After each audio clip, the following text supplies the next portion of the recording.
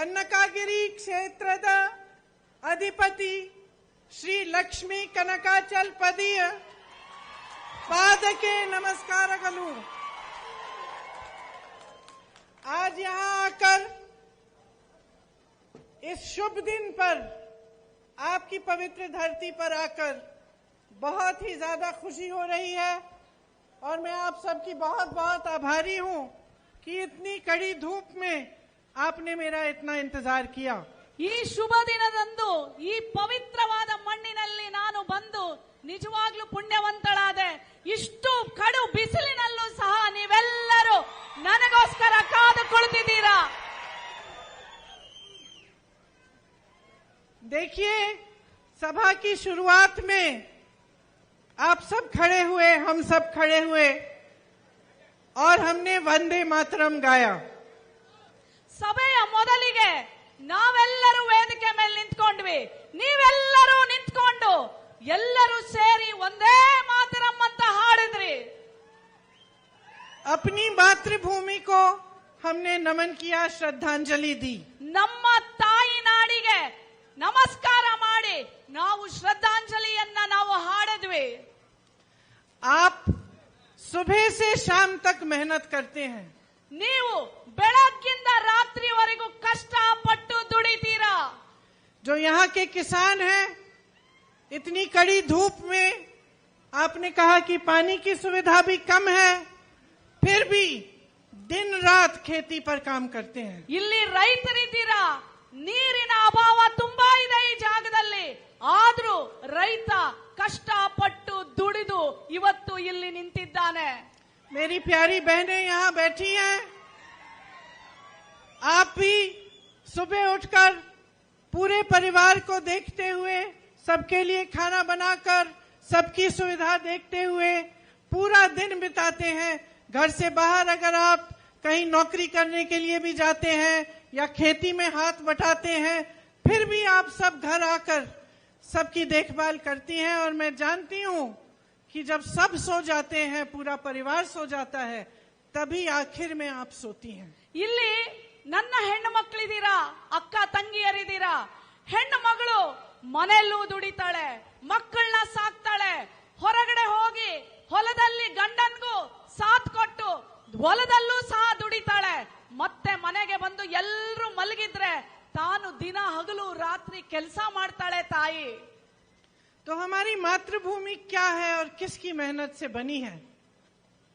ನಮ್ಮ ಈ ತಾಯಿ ನಾಡು ಯಾರು ಕಷ್ಟಪಟ್ಟು ಕಟ್ಟಿರೋದು? ಮತ್ತೆ आप ही की तरह है जो रोज मेहनत और ईमानदारी से काम करता है, चाहे वो किसान हो, चाहे डॉक्टर हो, चाहे मजदूर हो, चाहे किसी के घर में कुछ काम करता हो। आप सभी की मेहनत से देश बनता है, समाज बनता है, प्रदेश बनता है। ಈ ದೇಶವನ್ನ ಕಟ್ಟೋರು ಯಾರು? ಈ ನಾಡನ್ನ ಕಟ್ಟೋರು ಯಾರು? ಈ ನಿಮ್ಮ ಕ್ಷೇತ್ರವನ್ನ ಕಟ್ಟಿರೋದು ಯಾರು? ಅದೆಲ್ಲ ನೀವು ಹೆಣ್ಣು ಮಕ್ಕಳು, ರೈತರು, ಡಾಕ್ಟರು, ಇಂಜಿನಿಯರ್ಗಳು, ಯುವಕರು, ಯುವತಿಯರು ಈ ನಾಡನ್ನ ಕಟ್ಟಿರೋದು। हमारी पुरानी धरती है, बहुत महात्मा रहे जिनकी सीख से हमारी संस्कृति, हमारी सभ्यता, हमारा समाज बना। ಇಲ್ಲಿನ ಮಹಾತ್ಮರಿಂದ ನಾವೆಲ್ಲರೂ ನಡೆ ನುಡಿ ಸಂಸ್ಕೃತಿ ಪ್ರತಿಯೊಂದು ಕಲ್ತು ಈ ನಾಡನ್ನ ನಾವೆಲ್ಲರೂ ಸೇರಿ ಕಟ್ಟಿದ್ದೀವಿ। धार्मिक धरती है, धर्म को मानने वाले सबसे पहले ईमानदारी की बात करते हैं, सत्य की बात करते हैं। ಇದು ಧರ್ಮದ ಕ್ಷೇತ್ರ, ಇಲ್ಲಿನ ಜನರು ಸತ್ಯವನ್ನ ನುಡಿತಾರೆ, ಸತ್ಯದ ಹಾದಿಯಲ್ಲಿ ನಡೆಯುವಂತ ಜನರು ಈ ಕ್ಷೇತ್ರದ ಜನರು। और हमारा महान देश आजाद भी जब हुआ तो सत्य के आधार पर हुआ। महात्मा गांधी जी ने सत्याग्रह की, सत्य की लड़ाई लड़े।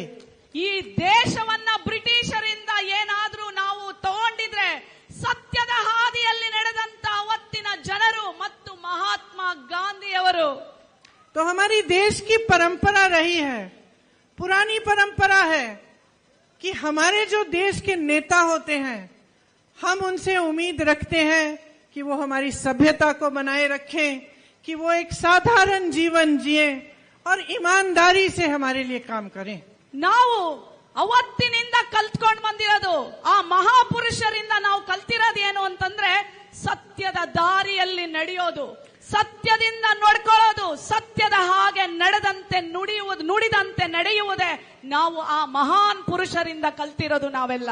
चाहे महात्मा गांधी, जवाहरलाल नेहरू जैसे महापुरुष रहे हों, लेकिन हमेशा जनता के सामने झुके और जनता का आदर किया। ಅವತ್ತಿನ ಮಹಾತ್ಮ ಗಾಂಧಿ ಅವರಾಗಿರ್ಬೋದು, ಜವಾಹರ್ಲಾಲ್ ನೆಹರು ಅವರಾಗಿರ್ಬೋದು, ಸತ್ಯದ ಮುಂದೆ ಜನರ ಮುಂದೆ ತಲೆ ತಗ್ಗಿಸಿ ನಡೆದರು ಅವತ್ತಿನ ಮಹಾತ್ಮರು। आपका कर्नाटका प्रदेश हमारे देश का एक बहुत महत्वपूर्ण प्रदेश है। ಇಡೀ ಭಾರತ ದೇಶದಲ್ಲಿ ಕರ್ನಾಟಕದ ಪ್ರದೇಶ ಬಹಳ ಮಹತ್ವವಾದ ರಾಜ್ಯ। आपकी मजबूती से, आपके विकास से, आपके उदाहरण को देखकर पूरा देश गर्वित होता है। ಇಡೀ ದೇಶದಲ್ಲಿ ಇವತ್ತು ಕರ್ನಾಟಕ ರಾಜ್ಯ ಪ್ರಸಿದ್ಧ ಯಾಕೆ ಅಂದ್ರೆ ಅದು ನಿಮ್ಮ ಕಷ್ಟದಿಂದ ಮತ್ತೆ ಶ್ರಮದಿಂದ ಈ ಕರ್ನಾಟಕ ದೇಶವನ್ನ ಕಟ್ಟಿದ್ದೀರಾ। ಇಡೀ ಪ್ರಪಂಚದಲ್ಲೇ ಪ್ರಸಿದ್ಧವಾಗಿದೆ ಕರ್ನಾಟಕ। दुनिया की बड़ी बड़ी कंपनीज के सीईओ, डायरेक्टर आपके प्रदेश के हैं। ಇವತ್ತು ಜಗತ್ತಿನಲ್ಲಿ ದೊಡ್ಡ ದೊಡ್ಡ ಹುದ್ದೆಗಳಲ್ಲಿ ಸಿಇಒ ಅಂತ ಸ್ಥಾನಗಳಲ್ಲಿ ಏನಾದ್ರೂ ಇದ್ರೆ ಅದು ಕರ್ನಾಟಕದ ಜನರು। एक समय में आप आईटी में आगे थे, टेक में आगे थे, इंजीनियरिंग में आगे थे, विकास में आगे थे, शिक्षा में आगे थे। ಒಂದು ಸಮಯದಲ್ಲಿ ನಮ್ಮ ಕರ್ನಾಟಕದ ಜನರು, ನಮ್ಮ ಕರ್ನಾಟಕದ ರಾಜ್ಯ ಐಟಿಯಲ್ಲಿ ಮುಂದೆ ಇತ್ತು, ಇಂಜಿನಿಯರಿಂಗ್ ಅಲ್ಲಿ ಮುಂದೆ ಇತ್ತು, ತಂತ್ರಜ್ಞಾನದಲ್ಲಿ ಮುಂದೆ ಇತ್ತು, ಶಿಕ್ಷಣದಲ್ಲಿ ಮುಂದೆ ಇತ್ತು। पिछले चुनाव में इसी तरह सबने प्रचार किया, आपने अपना वोट डाला और अपने लिए एक नई सरकार बनाई। ಕಳೆದ ಸಲ ನೀವೆಲ್ಲರೂ ಇದೇ ತರ ನೀವು ವೋಟ್ ಹಾಕಿದ್ರಿ, ಬೇರೆಯೊಂದು ಪಕ್ಷ ಬಂದು ಇವತ್ತು ರಾಜ್ಯವನ್ನ ಆಳ್ತಾ ಇದೆ। कुछ ही समय बाद उस सरकार को पैसों के बल से, सत्ता के बल से तोड़ा गया और आज की जो बीजेपी की सरकार है वो 3.5 सालों से आपके प्रदेश में बनी। ನೀವು ಹೋದ್ ಸಲ ವೋಟ್ ಹಾಕಿ ಒಂದು ಸರ್ಕಾರವನ್ನ ರಚನೆ ಮಾಡಿದ್ರಿ, ಆದ್ರೆ ಬಿಜೆಪಿಯವರು ಹಿಂದೆಗಾಲಿಂದ ಲಂಚವನ್ನ ಕೊಟ್ಟು ಬಂದಿದ್ದಂತ ಸರ್ಕಾರವನ್ನ ಮುರಿದು ಅವರು ಕಳ್ಳ ದಾರಿಯಿಂದ ಬಂದು ಅಧಿಕಾರವನ್ನ ಹಿಡಿದ್ರು। ಬಿಜೆಪಿ ಸರ್ಕಾರ ಕಳೆದ 3 ವರ್ಷಗಳಿಂದ ಅವರೇ ಈ ರಾಜ್ಯವನ್ನ ಆಳ್ತಾ ಇದ್ದಾರೆ। और जब भी प्रदेश में या देश में एक नई सरकार बनती है तो अपनी पहचान बना देती है। तो जैसे आपने कहा, इंदिरा जी की जिक्र की, इंदिरा जी की जो सरकार बनी, जब उन्होंने भूमि के जो रिफॉर्म्स किए, लैंड रिफॉर्म्स किए, उसके लिए सुप्रसिद्ध बनी। ಯಾವುದೇ ಸರ್ಕಾರ ಬಂದ್ರೆ ಅವ್ರದೇ ಆದಂತ ಒಂದು ಯೋಜನೆಗಳನ್ನ ತರುತ್ತೆ। ಇವತ್ತು ನೀವು ಇಂದಿರಾ ಗಾಂಧಿಯನ್ನ ಎಲ್ಲರೂ ನೆನಪು ಮಾಡ್ತಾ ಇದ್ದೀರಾ, ಯಾಕೆ? ಉಳುವವನಿಗೆ ಭೂಮಿ ಅಂತ ಕೊಟ್ಟಿದ್ದು ಆ ಮಹಾತಾಯಿ ಇಂದಿರಾ ಗಾಂಧಿ। राजीव गांधी की सरकार देश को आधुनिक दौर में ले जाने के लिए, टेक्निक में, आईटी में आगे बढ़ाने के लिए मशहूर हुई। ಮತ್ತೆ ರಾಜೀವ್ ಗಾಂಧಿ ಅವರು ಪ್ರಧಾನಮಂತ್ರಿ ಆದ್ರು, ಅವರು ನಮ್ಮ ಇಡೀ ದೇಶವನ್ನ ಐಟಿಯಲ್ಲಿ, ಕಂಪ್ಯೂಟರ್ ಅಲ್ಲಿ, ಡಿಜಿಟಲ್ ಸಿಸ್ಟಮ್ ನಲ್ಲಿ ಮುಂದೆ ತಗೊಂಡೋದ್ರು। ಈ ರಾಜ್ಯ, ಈ ದೇಶವನ್ನ ಆಧುನಿಕ ತಂತ್ರಜ್ಞಾನದ ಕಡೆ ರಾಜೀವ್ ಗಾಂಧಿ ಅವರು ತಗೊಂಡೋದ್ರು। आज कुछ प्रदेशों में कांग्रेस की सरकारें हैं, राजस्थान में है, हिमाचल में है, छत्तीसगढ़ में है, तो वहां भी उनकी अलग अलग पहचान बनी। छत्तीसगढ़ में जिस तरह से किसानों के कर्ज माफ किए गए हैं, उनकी पहचान इसी से बन रही है। ಬೇರೆ ರಾಜ್ಯಗಳಲ್ಲಿ ಇವತ್ತು ಕಾಂಗ್ರೆಸ್ ಸರ್ಕಾರ ಇದೆ, ಅದು ಛತ್ತೀಸ್ಗಢ ಇರಬಹುದು, ರಾಜಸ್ಥಾನ್ ಇರಬಹುದು, ಹಿಮಾಚಲ್ ಪ್ರದೇಶ ಇರಬಹುದು, ಆ ರಾಜ್ಯಗಳಲ್ಲೆಲ್ಲ ಇವತ್ತು ರೈತನ ಸಾಲವನ್ನ ಮನ್ನಾ ಮಾಡಿದ್ದಾರೆ ಕಾಂಗ್ರೆಸ್ ಸರ್ಕಾರ। तो क्या ये दुख की बात नहीं है और ये शर्म की बात नहीं है कि जो कर्नाटका प्रदेश की बीजेपी सरकार है वो 40% सरकारा के नाम से प्रसिद्ध हुई है। ಎಂತ ನಾಚಿಕೆಗೇಡು! ಇವತ್ತು ಹೊರ ರಾಜ್ಯಗಳಲ್ಲಿ ಕಾಂಗ್ರೆಸ್ ಪ್ರದೇಶಗಳಲ್ಲಿ ಇಂಥದೆಲ್ಲ ಕಾರ್ಯಗಳನ್ನ ತಂದಿದ್ದೀವಿ, ಆದ್ರೆ ಕರ್ನಾಟಕದಲ್ಲಿ ಬಿಜೆಪಿ ಸರ್ಕಾರ ಯಾವುದೇ ಈ ತರ ರೈತನ ಬಾಳನ್ನ ಹಸನ ಮಾಡ್ತಾ ಇಲ್ಲ. ಆದ್ರೆ 40% ಲೂಟಿ ಮಾಡ್ತಾ ಇದೆ ಇವತ್ತು ಬಿಜೆಪಿ ಸರ್ಕಾರ. और ये नाम किसी दूसरी पार्टी ने नहीं दिया, ये प्रदेश के कॉन्ट्रैक्टर्स ने दिया. प्रदेश के कॉन्ट्रैक्टर्स जो आत्महत्या करने लगे क्योंकि उन्होंने कहा कि उनको इतनी घूस देनी पड़ती है सरकार को कि कमा नहीं पा रहे हैं. ಈ 40% ಸರ್ಕಾರ ಅಂತ ನಾವೆಲ್ಲ ಕೊಟ್ಟಿಲ್ಲ ಹೆಸರು. ಇಲ್ಲಿನ ಕಾಂಟ್ರಾಕ್ಟರ್ಗಳು 40% ಕಮಿಷನ್ ಕೊಟ್ಟು, ಯಾವುದ್ರಲ್ಲಿ ಕೇಳಿ 40% ಕಮಿಷನ್ ಕೊಟ್ಟು ಇವತ್ತು ಆ ಹೆಸರು ಬಂದಿದೆ 40. ಅವರಿಗೆ ನಾಚಿಕೆ ಆಗ್ಬೇಕು ಆ ಸರ್ಕಾರಕ್ಕೆ. क्या ये शर्म की बात नहीं है कि आपके नौजवान बच्चे एग्जाम्स के लिए, भर्तियों के लिए पढ़ते हैं, लिखते हैं, आप ट्यूशन्स की फीस भरने के लिए और कड़ी मेहनत करते हैं और फिर जब भर्ती का एग्जाम देते हैं तो पीएसआई के स्कैम के जैसे उनको पता चलता है कि किसी विधायक ने पैसे चोरी किए और उनकी भर्तियां बंद है. ಅಲ್ಲ, ಈ ಸರ್ಕಾರಕ್ಕೆ ನಾಚಿಕೆ ಆಗಲ್ವಾ?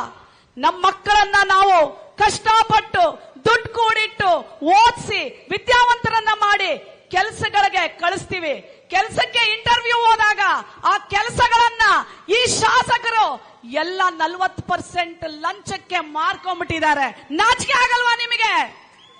आपके यहीं के विधायक का नाम एक ऐसे स्कैम में उठा है. ಇಲ್ಲಿರೋ ಶಾಸಕನೇ ಆ ತರ ಒಂದು ಹಗರಣದಲ್ಲಿ ಇನ್ವಾಲ್ವ್ ಆಗಿದ್ದಾನೆ. कर्नाटका में कहीं और एक विधायक के बेटे को 8 करोड़ कैश के साथ घर में पकड़ा गया. ಇವರೊಬ್ಬರೇ ಅಲ್ಲ, ಈ ಶಾಸಕ ಒಬ್ಬರೇ ಅಲ್ಲ, ಬಿಜೆಪಿ ಶಾಸಕ. ಕರ್ನಾಟಕದಲ್ಲಿ ಬೇರೆ ಬಿಜೆಪಿ ಶಾಸಕನ ಒಬ್ಬ ಮನೆಯಲ್ಲಿ 8 ಕೋಟಿ ಲಂಚದ ಹಣ ಸಿಗುತ್ತೆ. और इनकी बेशर्मी इतनी बढ़ गई है कि उन पर कार्रवाई करने के बजाय उनके पिताजी ने एक परेड निकाली. ಇಷ್ಟು ಲೂಟಿ ಮಾಡಿ ಅವನು ಆ ಶಾಸಕ, ಅವನಿಗೆ ನಾಚಿಕೆ ಮಾನ ಮರ್ಯಾದೆ ಏನು ಇಲ್ಲದೆ ಮೆರವಣಿಗೆ ತೆಗಿತಾನೆ ರೋಡಲ್ಲಿ. कि मैं विधायक हूं, मुझे कोई छू नहीं सकता, मेरे बेटे लूट करें, चोरी करें, कुछ भी करें, आप मुझे छू नहीं सकते. ಆ ಒಬ್ಬ ಶಾಸಕ ಲಂಚ ತಗೊಂಡಿದಾನಲ್ಲ, ಅವನು ಹೇಳ್ತಾನಂತೆ, ನನಗೆ ಯಾರು ಏನು ಮಾಡಕ್ಕಾಗಲ್ಲ, ನನ್ನ ಮಗನ್ನು ಮುಟ್ಟಕ್ಕಾಗಲ್ಲ, ನನ್ನ ಮುಟ್ಟಕ್ಕಾಗಲ್ಲ ಅಂತ ನಾಚಿಕೆ ಮಾನ ಮರ್ಯಾದೆ ಇಲ್ಲದೆ ಹೇಳ್ತಾನಂತೆ ಆ ಶಾಸಕ. अब मैं जानती हूं मेरी बहनें, आप सुनती होंगी कि सरकार बनी है, भ्रष्टाचार बहुत ज्यादा है. आप सोचती होंगी कि ठीक है, भ्रष्टाचार हो रहा है, होता है, बड़े बड़े नेता अपने महल बना रहे हैं, अपने घर बना रहे हैं, तो इससे मेरा क्या मतलब है. ನೀವೆಲ್ಲ ಹೆಣ್ಣು ಮಕ್ಕಳು, ಗಂಡು ಮಕ್ಕಳು, ಯುವಕರು ನೀವೆಲ್ಲ ಯೋಚನೆ ಮಾಡ್ತಿರ್ಬೇಕಲ್ವಾ? ಯಾರೋ ಒಬ್ಬ ಗೆದ್ದ ಲೂಟಿ ಮಾಡ್ತಾ ಇದ್ದಾನೆ, ಮನೆ ಮೇಲೆ ಮನೆ, ಬಂಗ್ಲೆ ಮೇಲೆ ಬಂಗ್ಲೆ ಕಟ್ತಾ ಇದ್ದಾನೆ, ನಮ್ಗೇನಪ್ಪ ಅಂತ ನಾವು ಸುಮ್ನೆ ಕೂತ್ಕೊಂಡಿದೀವಿ ಅಂತ ಅನ್ಕೊಂಡಿದೀರಾ? मैं आपको बताना चाहती हूं और मैं चाहती हूं कि इस बात को आप सब बहनों भाइयों गहराई से समझें. ನಾನ್ ನಿಮ್ಗೆಲ್ಲ ಹೇಳಕ್ಕೆ ಇಷ್ಟಪಡ್ತೀನಿ, ಈ ಭ್ರಷ್ಟಾಚಾರ, ಈ 40% ಸರ್ಕಾರದ ಬಗ್ಗೆ ನೀವೆಲ್ಲರೂ ಅರ್ಥ ಮಾಡ್ಕೋಬೇಕು. ನೀವು कि भ्रष्टाचार से जो संपत्ति चोरी होती है, जो लोगों के महलों में, गाड़ियों में, उनके जीवन में जा रही है नेताओं के, वो आपकी संपत्ति है. ಇವತ್ತು ಭ್ರಷ್ಟಾಚಾರದಿಂದ ಲೂಟಿ ಮಾಡ್ತಾ ಇದಾರಲ್ಲ ಈ ಶಾಸಕರುಗಳು, ಆ ದುಡ್ಡು ಯಾರ್ದು? ನಿಮ್ ದುಡ್ಡು. ನೀವೆಲ್ಲ ಅರ್ಥ ಮಾಡ್ಕೊಳ್ಳಿ, ಅದು ನಿಮ್ ದುಡ್ಡು. आप सोचिए, आप महंगाई से जूझ रही हैं. आजकल सिलेंडर 1100 से 1200 रुपए तक आ गया है. आप उसको ही खरीद नहीं सकती, भरवा नहीं सकती. दाल महंगी हो गई है, आटा महंगा हो गया है, तेल महंगा हो गया है, पेट्रोल महंगा है, डीजल महंगा है, गैस तो महंगी है ही, सब्जियां महंगी हैं, फल महंगे हैं. तो जब सुबह उठकर आप सोचती हैं कि खाने के लिए कुछ बनाना है, दुकान जाती हैं, आधी चीजें तो आप खरीद ही नहीं पाती होंगी. और आप सोचिए मेरे किसान भाइयों, आप दिन रात मेहनत करते हो. पहले आपको 50 किलो का बोरा मिलता था यूरिया, उतने ही पैसों के लिए आज उसमें 5 किलो भी कम कर दिए हैं. जीएसटी ट्रैक्टर पे है, बिजली के दाम बहुत ज्यादा चढ़ गए हैं, फर्टिलाइजर पे जीएसटी, पेस्टिसाइड पे जीएसटी, तो आप अपना गुजारा कैसे करेंगे? और ये सब ऐसा ही नहीं हो रहा है कि दुनिया में महंगाई बढ़ गई है तो बढ़ गई है। ये आपके साथ इसलिए हो रहा है क्योंकि एक भ्रष्ट सरकार भ्रष्ट नीतियां बना रही है और उनकी नीतियों में आपका हित नहीं है। ಅಕ್ಕ ತಂಗಿಯರೇ, ನನ್ನ ಎಲ್ಲ ಯುವಕರೇ, ನಿಮಗೆಲ್ಲ ಒಂದು ಹೇಳಕ್ ಇಷ್ಟಪಡ್ತೀನಿ. ಇವತ್ತು ನೀವು ಅವರು ನಿಮ್ಮ ಹಣವನ್ನ ಲೂಟಿ ಮಾಡಿ ಇವತ್ತು ಮೆಹಲ್ಗಳಲ್ಲಿ ಅವರ ಗಾಡಿಗಳಲ್ಲಿ ಬಂಗ್ಲೆಗಳನ್ನ ಕಟ್ತಾ ಇದ್ದಾರೆ. ಆದ್ರೆ ನೀವು ಬೆಳಗ್ಗೆ ಎದ್ದು ಅಂಗಡಿಗೆ ಹೋದ್ರೆ ಇವತ್ತು ಬೇಳೆ ಜಾಸ್ತಿ ಆಗಿದೆ, ಎಣ್ಣೆ ಜಾಸ್ತಿ ಆಗಿದೆ, ಗ್ಯಾಸ್ ನಿಮಗೆ ಇವತ್ತು 400 ರೂಪಾಯಿ ಇದ್ದಿದ್ದು 1200 ರೂಪಾಯಿ ಆಗಿದೆ. ರೈತ ಯೂರಿಯಾ ತಗೊಳಕ್ ಹೋದ್ರೆ, ಗೊಬ್ಬರ ತಗೊಳಕ್ ಹೋದ್ರೆ, ಫರ್ಟಿಲೈಸರ್ ತಗೊಳಕ್ ಹೋದ್ರೆ ಎಲ್ಲ ಇವತ್ತು ಒಂದಕ್ಕಿಂತ ಡಬಲ್ ರೇಟ್ ಆಗಿದೆ. ಇವತ್ತು ನೀವು ನಿಮ್ಮ ಮಕ್ಕಳು ನೀವೆಲ್ಲರೂ ಇವತ್ತು ಕಷ್ಟವನ್ನ ಅನುಭವಿಸ್ತಾ ಇದ್ದೀರಾ. ಆದ್ರೆ ಲೂಟಿ ಮಾಡಿರೋರು ಸುಖವಾಗಿ ಮಜಾ ಮಾಡ್ತಾ ಇದ್ದಾರೆ. क्योंकि अगर महंगाई बढ़ भी रही है और पूरी दुनिया में हो सकता है बढ़ रही है, लेकिन सरकार का काम है आपको राहत देना कि चाहे महंगाई बढ़ रही है, मुश्किलें बढ़ रही हैं, आपकी सहायता करना, आपके लिए स्कीम्स बनाना ताकि आप अपने पैरों पर खड़े हो पाएं, आप अपनी समस्याओं का सामना कर पाएं, यही सरकार का कर्तव्य होता है. ಆಯ್ತು, ಬೆಲೆ ಏರಿಕೆ ಆಗಿದೆ, ನಾನು ಒಪ್ಕೊಳ್ತೀನಿ. ಆದ್ರೆ ಸರ್ಕಾರದ ಜವಾಬ್ದಾರಿ ಅಂದ್ರೆ ಏನು? ಸರ್ಕಾರ ಏನ್ ಮಾಡಬೇಕು ಜನರಿಗೋಸ್ಕರ? ಸರ್ಕಾರ ಈ ಜನರಿಗೆ ಬೆಲೆ ಏರಿಕೆ ಆಗಿದೆ, ಅವರಿಗೋಸ್ಕರ ಒಳ್ಳೆ ಯೋಜನೆಗಳನ್ನ ತಂದು ಅವರನ್ನ ಶಕ್ತಿ ತುಂಬುವಂತ ಕೆಲಸ ಸರ್ಕಾರ ಮಾಡಬೇಕಾಗಿತ್ತು. आपको मालूम होगा कि इस सरकार ने 1.5 लाख करोड़ रुपए लूटे हैं कर्नाटका से. ನಿಮಗೆಲ್ಲ ಗೊತ್ತಿರಲಿ, ಈ ಸರ್ಕಾರ 1.5 ಲಕ್ಷ ಕೋಟಿ ರೂಪಾಯಿ ನಿಮ್ಮ ಹಣವನ್ನ ಲೂಟಿ ಮಾಡಿದೆ. कोई सोच भी सकता है कि ये कितना पैसा है? ನೀವು ಯಾರಾದ್ರೂ ಯೋಚನೆ ಮಾಡಕ್ ಸಾಧ್ಯನಾ? 1.5 ಲಕ್ಷ ಕೋಟಿ ಎಷ್ಟು ಅಂತ ನೀವೆಲ್ಲ ಯೋಚನೆ ಮಾಡಕ್ ಸಾಧ್ಯನಾ? इससे आपके लिए कितने सारे काम हो सकते थे. ಆ 1.5 ಲಕ್ಷ ಕೋಟಿಯಲ್ಲಿ ನಿಮಗೋಸ್ಕರ ಎಷ್ಟೊಂದು ಕೆಲಸವನ್ನ ಈ ಸರ್ಕಾರ ಮಾಡಬಹುದಾಗಿತ್ತು. 100 एम्स के अस्पताल बन सकते थे. 100 ಏಮ್ಸ್ ಹಾಸ್ಪಿಟಲ್ಗಳನ್ನ ನಿಮಗೋಸ್ಕರ ಕಟ್ಟಬಹುದಾಗಿತ್ತು. 187 ESI के हॉस्पिटल बन सकते थे. 187 ESI ಆಸ್ಪತ್ರೆಗಳು ನಿಮಗೋಸ್ಕರ ಕಟ್ಟಬಹುದಾಗಿತ್ತು. 30,000 स्मार्ट क्लासरूम बन सकते थे जिसमें आपके बच्चे पढ़ाई कर सकते थे. 30,000 ಸ್ಮಾರ್ಟ್ ಕ್ಲಾಸ್ ನಿಮ್ಮ ಮಕ್ಕಳಿಗೆ, ನಿಮ್ಮ ಮಕ್ಕಳ ಸಲುವಾಗಿ ನಾವು ಕಟ್ಟಬಹುದಾಗಿತ್ತು. कर्नाटका के लिए 30 लाख गरीबों के लिए घर बन सकते थे. ಕರ್ನಾಟಕದ ಬಡವರಿಗೆ 30 ಲಕ್ಷ ಮನೆಗಳನ್ನ ನಾವು ಕಟ್ಕೊಡಬಹುದಾಗಿತ್ತು ಆ ದುಡ್ಡಲ್ಲಿ. लेकिन इन्होंने ये पैसे लूटे और आज परिस्थितियां ये है कि मेरे तमाम नौजवान भाई बहन यहाँ खड़े हैं, ज्यादा से ज्यादा शिक्षित हैं. मैं कहीं जाती हूँ, किसी से पूछती हूँ कितनी पढ़ाई की है, तो यहाँ हमेशा जवाब आता है बीएससी बीटेक सबने कुछ पढ़ाई की है, लेकिन आपको रोजगार नहीं दिया जा रहा है. ನಾನು ಕರ್ನಾಟಕ ಪ್ರದೇಶದಲ್ಲಿ ನಿಮ್ಮನ್ನೆಲ್ಲರನ್ನು ಮೀಟ್ ಮಾಡಿದಾಗ ನೀವು ಏನು ಓದಿದೀರಾ ಅಂತ ಕೇಳಿದ್ರೆ ಪ್ರತಿಯೊಬ್ಬ ಹೇಳ್ತಾನೆ BSc ಮಾಡಿದೀನಿ, ಬಿಟೆಕ್ ಮಾಡಿದೀನಿ, IIT ಮಾಡಿದೀನಿ, ಓದಿದೀನಿ, ಆದ್ರೆ ಕೆಲಸ ಇಲ್ಲ ನಮಗೆ ಅಂತ ಹೇಳ್ತಾರೆ ನನಗೆ. इस सरकार ने 2.5 लाख पद खाली रखे हैं. ಈ ಸರ್ಕಾರ 2.5 ಲಕ್ಷ ಸರ್ಕಾರದಲ್ಲಿ ಕೆಲಸಗಳನ್ನ ಖಾಲಿ ಇಟ್ಟಿದೆ. और इससे बड़ी शर्म की बात यह है, चलो खाली रख लिए पद, आपने दिए नहीं नौकरियां, लेकिन आप तो पोस्ट के लिए आपने रेट फिक्स कर ली है. ನಾಚಿಕೆ ಆಗುವಂತ ಒಂದು ಸಂಗತಿ ಏನಂದ್ರೆ, ಸರಿ ನೀವು 2.5 ಲಕ್ಷ ಸರ್ಕಾರಿ ಕೆಲಸನ ಖಾಲಿ ಇಟ್ಟಿದ್ದೀರಾ, ಆದ್ರೆ ಆ ಕೆಲಸಕ್ಕೆ ತುಂಬಬೇಕಾದ್ರೆ ಒಂದೊಂದು ಕೆಲಸಕ್ಕೆ ಇಷ್ಟಿಷ್ಟು ರೇಟ್ ಅಂತ ಫಿಕ್ಸ್ ಮಾಡಿದ್ದಾರೆ ಈ ಕಳ್ಳ ಶಾಸಕರು. किसी पोस्ट के लिए 50 लाख, किसी के लिए 70 लाख, किसी के लिए 30 लाख, हर चीज के लिए कुछ न कुछ आपको देना पड़ता है. जो आपका हक है, आपका अधिकार है. अगर सरकार में पद खाली है तो हर नौजवान का अधिकार है कि उसको वो पद मिले. ಪ್ರತಿಯೊಂದು ಈ ಸರ್ಕಾರಿ ಕೆಲಸಕ್ಕೆ ನಿಮ್ಮ ಹಕ್ಕಿದೆ. ನಿಮಗೆ ಗೊತ್ತಾ, ಒಂದೊಂದು ಸರ್ಕಾರಿ ಕೆಲಸಕ್ಕೆ ಈ ಕಳ್ಳ ಶಾಸಕರು ಎಷ್ಟು ಲಂಚ ತಗೊಳ್ತಾ ಇದ್ದಾರೆ ಗೊತ್ತಾ? 30 ಲಕ್ಷ, 50 ಲಕ್ಷ, 60 ಲಕ್ಷ, 80 ಲಕ್ಷ ಕೆಲಸಕ್ಕೆ ನಿಮ್ಮಿಂದ ಲಂಚ ಕೇಳ್ತಾ ಇದ್ದಾರೆ. और मेरे किसान भाइयों की हालत देखिए, 25,000 रुपए पर एकड़ टैक्स लगा दिया है। ನನ್ನ ರೈತರ ಒಂದು ಗೋಳು ನೋಡ್ರಿ, ಪ್ರತಿಯೊಂದು ಎಕರೆಗೆ ಟ್ಯಾಕ್ಸ್ ಗಳನ್ನ ಜಾಸ್ತಿ ಮಾಡಿದ್ದಾರೆ। डबल आमदनी की बात की थी, डबल आमदनी सिर्फ इनके नेताओं और इनके उद्योगपति दोस्तों की हुई है। ರೈತರದು ಆದಾಯ ಡಬಲ್ ಮಾಡ್ತೀನಿ ಅಂದಿದ್ರು, ರೈತರಿಗೆ ಆದಾಯ ಡಬಲ್ ಮಾಡಿಲ್ಲ ಸ್ವಾಮಿ, ಇವ್ರುಗಳು ಲಂಚ ಹೊಡೆದು ಲೂಟಿ ಮಾಡಿದ ಇವ್ರು ಡಬಲ್ ಇನ್ಕಮ್ ಮಾಡ್ಕೊಂಡ್ಬಿಟ್ಟಿದ್ದಾರೆ। हमारे देश का किसान औसत प्रतिदिन 27 रुपए कमाता है। ನಮ್ಮ ದೇಶದ ರೈತ ಪ್ರತಿದಿನ ಬರೀ 27 ರೂಪಾಯಿ ಗಳಿಸ್ತಾನೆ ಸ್ವಾಮಿ। और प्रधानमंत्री जी के बड़े बड़े उद्योगपति मित्र गौतम अडानी की तरह एक दिन में 1600 करोड़ रुपए कमा रहे हैं। ಆದ್ರೆ ನಮ್ಮ ರೈತ ಬರೀ 27 ರೂಪಾಯಿ ಗಳಿಸ್ತಾನೆ, ಆದ್ರೆ ಈ ದೇಶದ ಪ್ರಧಾನಮಂತ್ರಿ ಇದಲ್ಲ ಮೋದಿ, ಅವರ ಸ್ನೇಹಿತರು ಒಂದು ದಿನಕ್ಕೆ 16,000 ಕೋಟಿ ರೂಪಾಯಿನ ಗಳಿಸ್ತಾರೆ।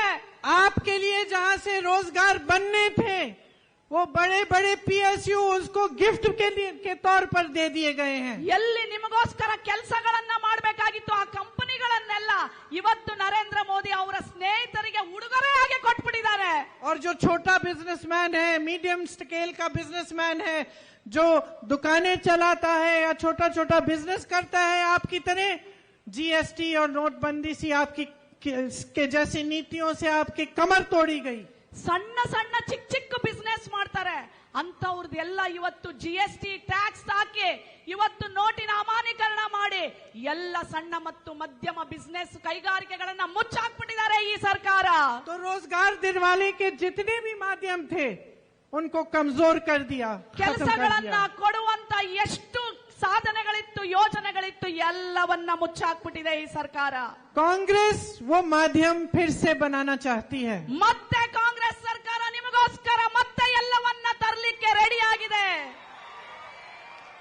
छोटे बिजनेस और मीडियम साइज के बिजनेस के लिए वेलफेयर फंड बनाना चाहती है। ಸಣ್ಣ ಮತ್ತು ಮಧ್ಯಮ ವರ್ಗದ ಬಿಸ್ನೆಸ್ ಮಾಡೋದು ಇವ್ರಿಗೆ ಅವ್ರಿಗೆ ವೆಲ್ಫೇರ್ ಫಂಡ್ ಅಂತ ಪ್ರತ್ಯೇಕವಾದ ಅನುದಾನ ಕೊಡ್ಲಿಕ್ಕೆ ತಯಾರಾಗಿದೆ ಕಾಂಗ್ರೆಸ್ ಪಕ್ಷ।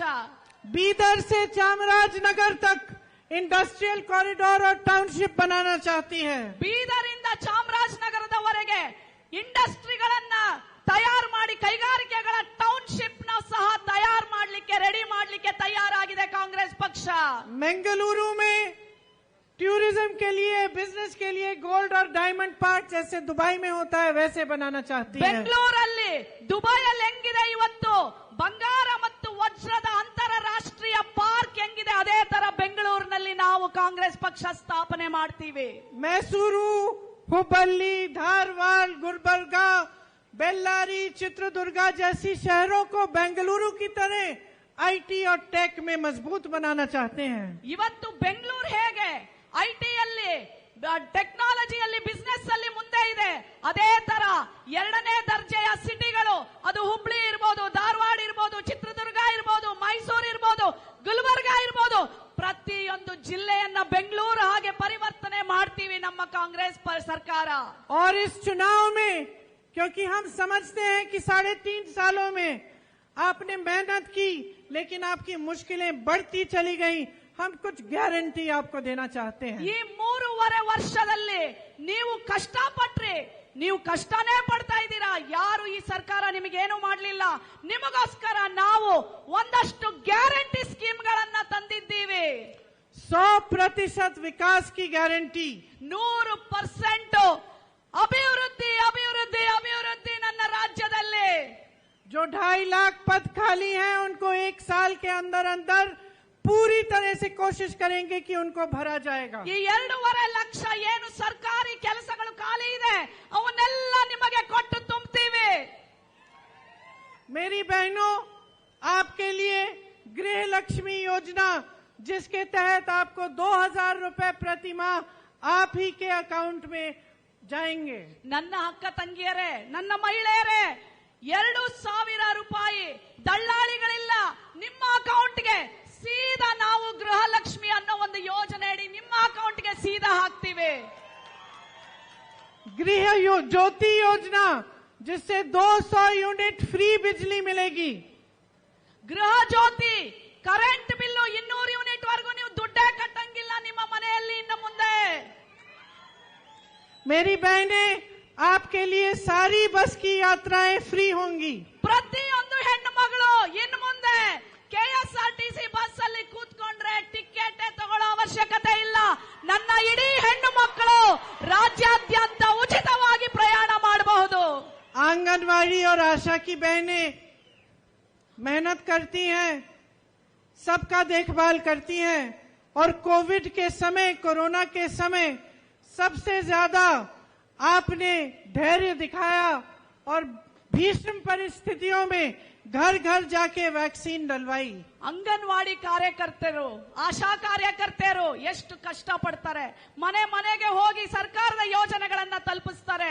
ಕೋವಿಡ್ ಸಮಯದಲ್ಲಿ ನಾವೆಲ್ಲ ಬೆಚ್ಚಗೆ ಮನೆಯಲ್ಲಿದ್ವಿ, ಆದ್ರೆ ನಮಗೋಸ್ಕರ ಕೆಲಸ ಮಾಡಿದಂತ ಅಂಗನವಾಡಿ ಆಶಾ ಕಾರ್ಯಕರ್ತೆಯರಿಗೆ ನಾವು ಅನುದಾನವನ್ನ ಹೆಚ್ಚಿಗೆ ಮಾಡ್ತಾ ಇದ್ದೀವಿ.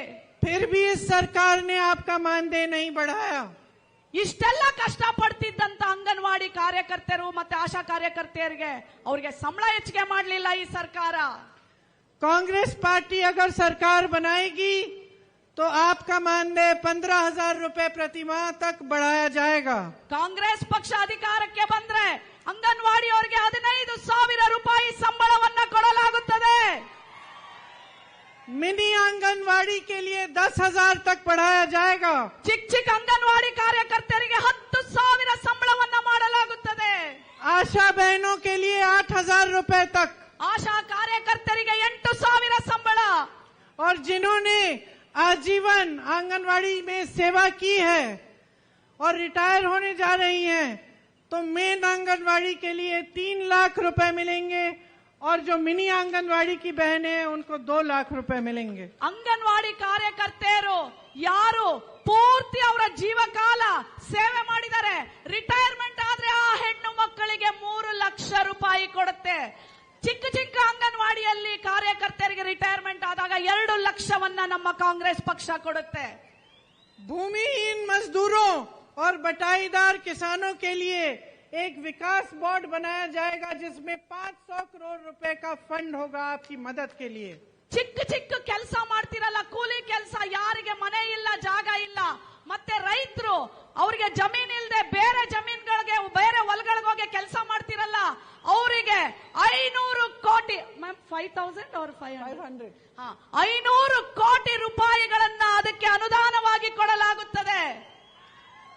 इस तरह की तमाम स्कीमें हैं कांग्रेस पार्टी आपकी भलाई के लिए लाना चाहती है। ಈ ತರ ಎಷ್ಟೊಂದು ಯೋಜನೆಗಳನ್ನ ನಿಮ್ಮ ಒಳ್ಳೆಯದಕ್ಕಾಗಿ ಕಾಂಗ್ರೆಸ್ ಸರ್ಕಾರ ನಿಮಗೋಸ್ಕರ ತರಲಿದೆ. आपको हम दिखाना चाहते हैं कि एक ईमानदार सरकार जो आपके हित में काम करती है वो क्या क्या नहीं कर सकती। ನಿಮಗೆ ನಾವು ತೋರಿಸ್ತೀವಿ, ಕಾಂಗ್ರೆಸ್ ಪಕ್ಷ ಬಂದು ಸತ್ಯದಿಂದ ನಡೆಕೊಳ್ಳುವಂತ ಸರ್ಕಾರ ನಿಮಗೆ ಏನೆಲ್ಲ ಒಳ್ಳೆಯದನ್ನ ಮಾಡುತ್ತೆ ಅಂತ ನಾವು ಅಧಿಕಾರಕ್ಕೆ ಬಂದು ತೋರಿಸ್ತೀವಿ. आप सब इतनी ध्यान से मेरी बातों को सुन रहे हैं तो मैं आपसे एक आग्रह करना चाहती हूँ। ನೀವೆಲ್ಲರೂ ನನ್ನ ಮಾತುಗಳನ್ನ ಇಷ್ಟು ಚೆನ್ನಾಗಿ ಕೇಳ್ತಾ ಇದ್ದೀರಲ್ಲ, ನಿಮಗೆಲ್ಲ ನಾನು ಒಂದು ಮಾತು ಹೇಳಕ್ ಇಷ್ಟಪಡ್ತೀನಿ. देखिए, जो चुनाव है इसकी गहराई को समझना बहुत जरूरी है। ಈ ಚುನಾವಣೆಯ ಒಂದು ಆಳವನ್ನ ನೀವು ಅರ್ಥ ಮಾಡ್ಕೋಬೇಕು. आप जब 10 तारीख को वोट डालने जाएंगे 10ನೇ ತಾರೀಕು ನೀವು ವೋಟ್ ಹಾಕಕ್ ಹೋಗ್ತೀರಲ್ಲ, तो 5 सालों के लिए आपका जीवन कैसा होगा, क्या तरक्की आएगी क्या नहीं आएगी, ये आप तय करने जा रहे हैं। ನೀವು ವೋಟ್ ಹಾಕಕ್ ಹೋಗ್ತಿರಲ್ಲ, ಅವತ್ತು ನೀವೆಲ್ಲರೂ ಮನಸ್ಸಲ್ಲಿ ಯೋಚನೆ ಮಾಡ್ಕೊಂಡು ಹೋಗ್ಬೇಕು. ಈ ಸರ್ಕಾರ, ನೀವು ವೋಟ್ ಹಾಕೋ ಸರ್ಕಾರ 5 ವರ್ಷಗಳ ಕಾಲ ನಿಮಗೋಸ್ಕರ ಏನ್ ಮಾಡುತ್ತೆ, ಆ ಒಳ್ಳೆಯದನ್ನ ಮಾಡುವಂತ ಸರ್ಕಾರಕ್ಕೆ ನೀವು ನಿಮ್ಮ ಮತವನ್ನ ಚಲಾಯಿಸಬೇಕು. तो हर पार्टी के नेता मेरी तरह मंच पर खड़े होकर आपको बड़े बड़े भाषण देते हैं। ಪ್ರತಿಯೊಬ್ಬ ಪಕ್ಷದವನು ಬಂದ್ಬಿಟ್ಟು ಈ ತರ ಒಂದು ಡಯಾಸ್ ಮೇಲೆ ನಿಂತ್ಕೊಂಡು ಪ್ರತಿಯೊಬ್ರು ನಿಮಗೆ ಭಾಷಣಗಳನ್ನ ಮಾಡಿ ಹೋಗ್ತಾರೆ. और पिछले कुछ दिनों में मैंने देखा है कि बीजेपी के नेता, चाहे सबसे बड़े से बड़े नेता हो, प्रधानमंत्री जी हो या गृह मंत्री जी हो या किसी और प्रदेश के मुख्यमंत्री हैं, वो आपकी बातें नहीं कर रहे हैं। ನಾನು ಈ ದೇಶದ ಪ್ರಧಾನಮಂತ್ರಿನ ನೋಡಿದೀನಿ, ಈ ರಾಜ್ಯದ ಮುಖ್ಯಮಂತ್ರಿ ಮಂತ್ರಿಗಳನ್ನ ನೋಡಿದೀನಿ, ನಾಯಕರನ್ನ ನೋಡಿದೀನಿ. ಅವ್ರು ಯಾರು ನಿಮ್ಮ ಮಾತು ಕೇಳಕ್ ಬರೋದಿಲ್ಲ, ಅವ್ರದೇ ಮಾತನ್ನ ನಿಮ್ಗೆ ಹೇಳ್ಬಿಟ್ಟು ಹೋಗ್ತಾರೆ.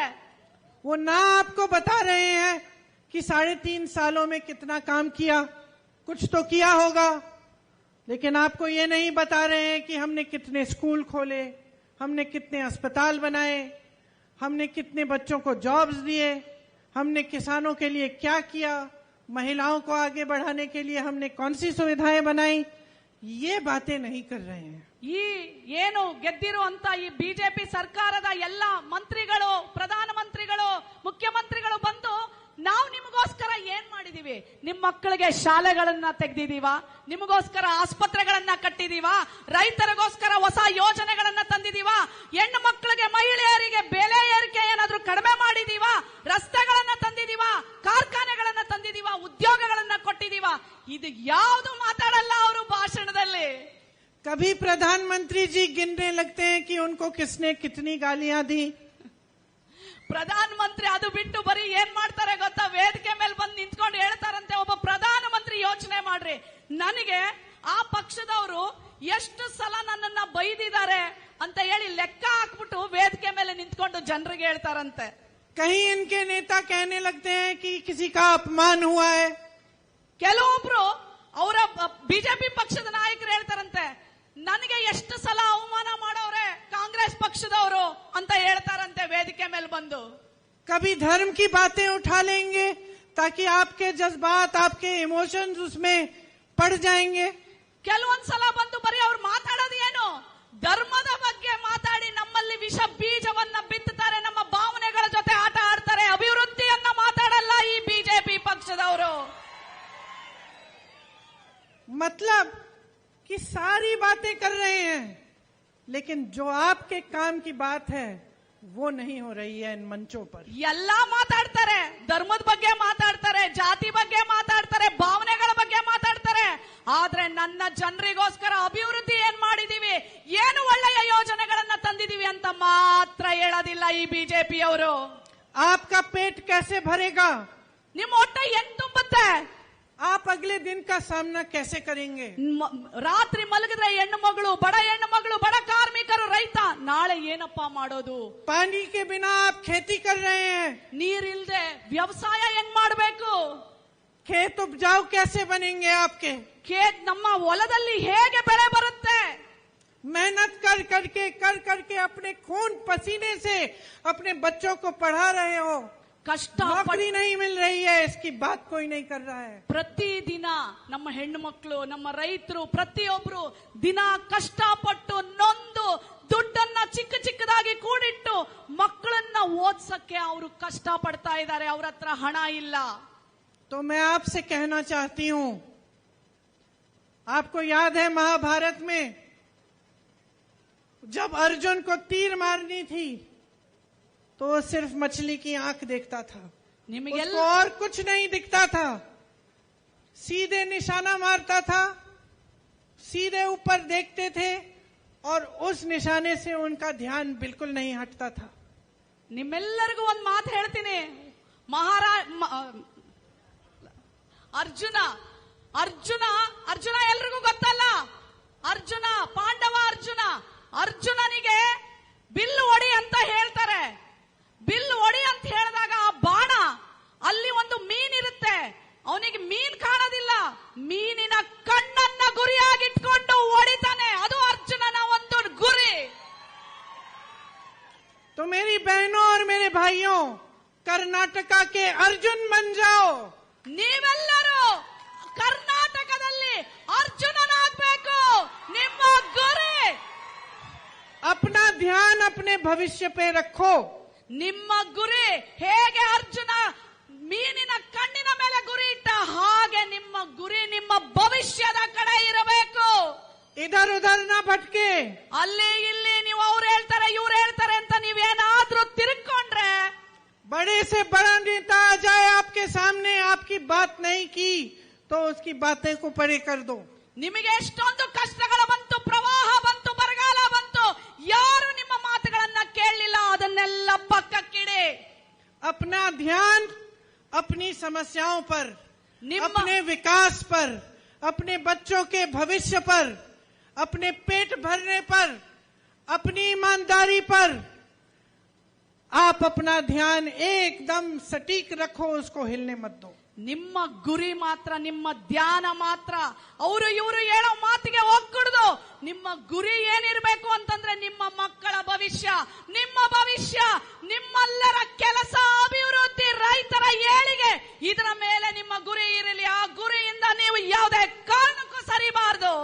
और समझ जाओ कि चुनाव के सामने या किसी भी समय अगर कोई नेता आपके सामने आकर आपकी बात नहीं करता है, आपके प्रति जवाबदेह नहीं बनता है, आपको ये नहीं बताता है कि क्या करके दिखाया है आपके लिए, तो वो नेता आपका नेता बनने लायक नहीं है। ನಿಮ್ಮ ನಾಯಕ ನಿಮಗೋಸ್ಕರ ಯಾವುದೇ ತರ ಏಳಿಗೆಯನ್ನ, ಕೆಲಸವನ್ನ, ಭವಿಷ್ಯವನ್ನ ಕಟ್ಟಲಿಲ್ಲ, ಅಭಿವೃದ್ಧಿಯನ್ನ ಕಟ್ಟಲಿಲ್ಲ ಅಂದ್ರೆ ಆ ನಾಯಕ ಒಬ್ಬ ನಾಯಕನಾಗಲಿಕ್ಕೆ ಅಸಮರ್ಥ.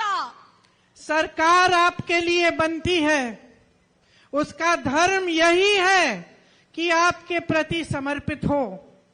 ಸರ್ಕಾರದ ಧರ್ಮ ಏನ್ ಗೊತ್ತಾ? ಸರ್ಕಾರದ ರಚನೆ ಯಾಕಾಗುತ್ತೆ ಗೊತ್ತಾ?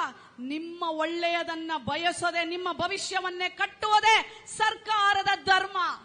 आपकी सहायता करना, आपकी समस्याओं को सुलझाना, आपका विकास करना, ये सरकार का कर्तव्य है। ನಿಮಗೆ ಸಹಾಯ ಮಾಡಬೇಕು, ನಿಮಗೆ ಅಭಿವೃದ್ಧಿ ಮಾಡಬೇಕು, ನಿಮ್ಮ ಭವಿಷ್ಯವನ್ನು ಕಟ್ಟುವುದೇ ಸರ್ಕಾರದ ಕರ್ತವ್ಯ. और आपका कर्तव्य, आपका धर्म अपने प्रदेश, अपनी मातृभूमि और अपने भविष्य की पीढ़ी के प्रति यही है कि आप जागरूक बने। ನಿಮ್ಮ ಕರ್ತವ್ಯ ಏನ್ ಗೊತ್ತಾ? ನಿಮ್ಮ ಭವಿಷ್ಯದ ಬಗ್ಗೆ, ನಿಮ್ಮ ಮಕ್ಕಳ ಭವಿಷ್ಯದ ಬಗ್ಗೆ, ನಿಮ್ಮ ಏಳಿಗೆಯ ಬಗ್ಗೆ, ನಿಮ್ಮ ಕ್ಷೇತ್ರದ ಅಭಿವೃದ್ಧಿಯ ಬಗ್ಗೆ, ನಿಮ್ಮ ರಾಜ್ಯದ ಅಭಿವೃದ್ಧಿಯ ಬಗ್ಗೆ, ನಿಮ್ಮ ಪ್ರದೇಶದ ಅಭಿವೃದ್ಧಿಯ ಬಗ್ಗೆ ನೀವೆಲ್ಲರೂ ಜಾಗೃತರಾಗಬೇಕು. मेरी बहनें यहाँ बैठी हैं। कुछ दिनों पहले मैं एक बहन के घर गई। मैंने कहा किसको वोट देती हो? उसने कहा जिसको भी वे कहते हैं उसी को दे देती हूँ। ನಾನು ಒಬ್ರು ಮನೆಗೆ ಹೋಗಿದ್ದೆ. ಅಕ್ಕ ತಂಗಿಯರೇ, ನಿಮ್ಗೊಂದು ಸಣ್ಣ ಒಂದು ಕತೆ ಹೇಳ್ತೀನಿ. ಆ ಹೆಣ್ಣು ಮಗಳಿಗೆ ಕೇಳಿದೆ ನಾನು ಹೋಗಿ, ನೀನ್ ಯಾರಿಗೆ ಓಟ್ ಹಾಕ್ತೀಯ ತಾಯಿ ಅಂತ. लेकिन बहनों ये चलेगा नहीं। ಯಾರೋ ಆ ಹೆಣ್ಣು ಮಗಳು ಹೇಳಿದ್ಲು, ಯಾರು ಏನ್ ಹೇಳ್ತಾರ ಅವ್ರಿಗೆ ಓಟ್ ಹಾಕ್ಬಿಡ್ತೀನಿ ಅಂತ. ऐसा करने से यही होता है कि ऐसी सरकारें बनती हैं जो आपके प्रति जवाबदेह नहीं रहती। ಆ ತರ ಮಾತ್ರ ದಯವಿಟ್ಟು ನನ್ನ ಅಕ್ಕ ತಂಗಿಯರೇ ಮಾಡಬೇಡಿ. ನೀವು ಹಂಗೇನಾದ್ರೂ ಮಾಡಿದ್ರೆ ಈ ತರ ಸರ್ಕಾರ ಬಂದು ನಿಮಗೆ ಏನು ಮಾಡಕ್ ಸಾಧ್ಯ ಇಲ್ಲ. अपना वोट सोच समझ के दो, सारी बातों को समझो। कांग्रेस क्या कह रही है, बीजेपी क्या कह रही है, कांग्रेस ने अपने प्रदेशों में क्या किया, बीजेपी ने 3.5 सालों से यहाँ आपके लिए क्या किया, आगे की क्या योजना बता रहे हैं, पीछे क्या करके दिखाया है, और सोच समझकर एक ऐसी मजबूत सरकार बनाओ जो कोई नहीं तोड़ पाए। ನೀವೆಲ್ಲರೂ ವೋಟ್ ಹಾಕ್ಬೇಕಾದ್ರೆ ಯೋಚನೆ ಮಾಡಿ. ಆ ಪಾರ್ಟಿ ಇವತ್ತು ಈ 3.5 ವರ್ಷಗಳಲ್ಲಿ ಬಿಜೆಪಿ ಸರ್ಕಾರ ಇದೆ, ಅವ್ರೇನ್ ಮಾಡಿದ್ರು ನಿಮಗೆ? ಕಾಂಗ್ರೆಸ್ ಪಕ್ಷ ಏನ್ ಮಾಡುತ್ತೆ ನಿಮಗೆ? ಇವ್ರು ಏನ್ ಹೇಳಿದ್ದಾರೆ ಮಾಡ್ತೀನಿ ಅಂತ, ಅವ್ರು ಏನ್ ಹೇಳಿದ್ದಾರೆ ಮಾಡ್ತೀನಿ ಅಂತ. ನಿಮ್ಮ ಭವಿಷ್ಯವನ್ನ, ನಿಮ್ಮ ಬದುಕನ್ನ, ನಿಮ್ಮ ಪ್ರತಿಯೊಂದು ಆರೋಗ್ಯವನ್ನ, ಅಭಿವೃದ್ಧಿಯನ್ನ ಯಾವ ಸರ್ಕಾರ ಮಾಡುತ್ತೆ ಅವರಿಗೆ ನೀವು ಮತ ಕೊಟ್ಟು ಗೆಲ್ಲಿಸಿ, ಬಹುಮತದಿಂದ ಗೆಲ್ಲಿಸಿ. पूर्ण बहुमत से जिताओ ताकि एक मजबूत सरकार बने, कोई उसको हिला नहीं पाए, और वो भी आपके लिए दिन रात काम करके दिखाए, उसका भी ध्यान न भटकने पाए। क्योंकि जब आप दुर्बल सरकार बनाते हो तो उस सरकार का समय अपने आप को बचाने में चले जाता है। ನಿಮ್ಮೆಲ್ಲರಿಗೂ ನಾನೊಂದು ಮಾತು ಹೇಳ್ತೀನಿ. ಈ ಸಲ ನೀವು ವೋಟ್ ಹಾಕಿ, ಮತ ಹಾಕಿ, ಬಹುಮತದಿಂದ ಸರ್ಕಾರವನ್ನ ಗೆಲ್ಲಿಸಬೇಕು. ಇಲ್ಲದೆ ಹೋದ್ರೆ ಏನಾಗುತ್ತೆ ಗೊತ್ತಾ? ದುರ್ಬಲ ಸರ್ಕಾರ ಆಗುತ್ತೆ. ಅವ್ರ ಸರ್ಕಾರನ ಉಳಿಸೋ ಕಡೆನೆ ಅವ್ರ ಗಮನ ಹೊರಟೋಗುತ್ತೆ. ಜನರಿಗೆ ಕೆಲಸ ಮಾಡೋದಿಕ್ಕೆ ಅವ್ರಿಗೆ ಗಮನನೇ ಇರಲ್ಲ. ಆದ್ರಿಂದ ನಾನು ನಿಮಗೆಲ್ಲರಿಗೂ ಕೇಳ್ಕೊಳ್ಳೋದಿಷ್ಟೇ, ಈ ಸಲ ನೀವು ಬಹುಮತದಿಂದ 150 ಸೀಟ್ನ ನೀವು ಕಾಂಗ್ರೆಸ್ ಪಕ್ಷವನ್ನ ಗೆಲ್ಲಿಸಬೇಕು.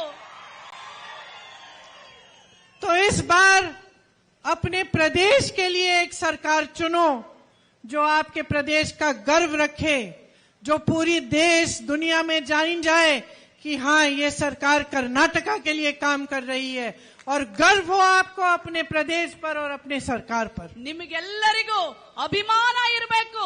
ಈ ಸಲ ನೀವು ಬಹುಮತ ಕೊಟ್ಟು ಕಾಂಗ್ರೆಸ್ ಪಕ್ಷವನ್ನ ಗೆಲ್ಲಿಸಿದಾಗ ಇಡೀ ಪ್ರಪಂಚ ಹೇಳಬೇಕು, ವಾವ್, ಕರ್ನಾಟಕದ ಕಾಂಗ್ರೆಸ್ ಸರ್ಕಾರ ಜನರಿಗೆ ಅಭಿವೃದ್ಧಿ ಪತಾಕಿಯನ್ನ ಕೆಲಸ ಮಾಡ್ತಾ ಇದೆ ಅಂತ ಹೇಳಿ.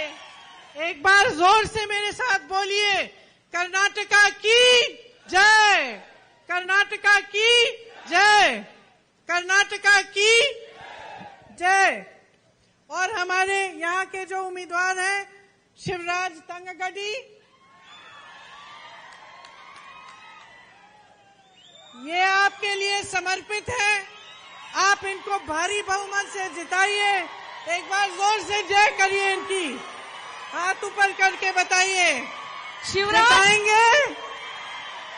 धन्यवाद। जय हिंद। ಧನ್ಯವಾದಗಳು.